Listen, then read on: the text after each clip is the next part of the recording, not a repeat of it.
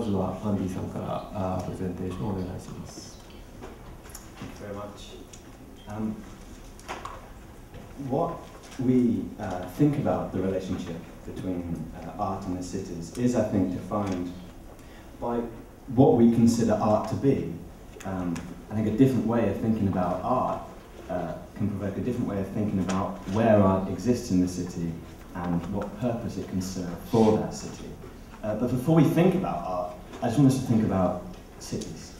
A busy city. Above you in the city, windows glow softly in tall glass buildings, but down here on the street, it's all bustle.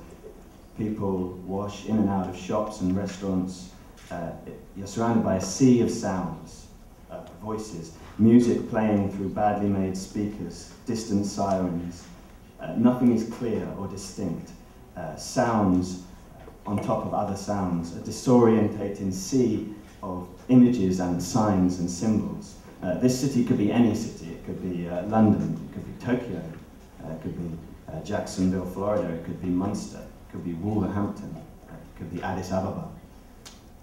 What they all share, for me, is a dizzying, exciting, liberating lack of focus. There is never only one sound, never only one thing to look at, never one thing to read, no one smell, no one direction, never one community, and never one meaning. The city is a text, written and rewritten constantly. It's 1,000 things in any one moment. So where can art fit into this rich tapestry of experience? Conventionally, art has often been considered an object or an entity. Art is a thing in its own right that exists in its own space. The English director, very famous English director, Peter Brook, of course, talked about the empty space. But the problem with the idea of the empty space is that there are no empty spaces in cities. Every space is already full of stories and events and images and sounds and people. So in the past, we've always made space for art, galleries and theatres and cinemas and museums, spaces in which the delirious chaos of the city is suspended and controlled. And in these spaces, we place art. The normal plurality of the city is suspended, and we can concentrate on one single thing.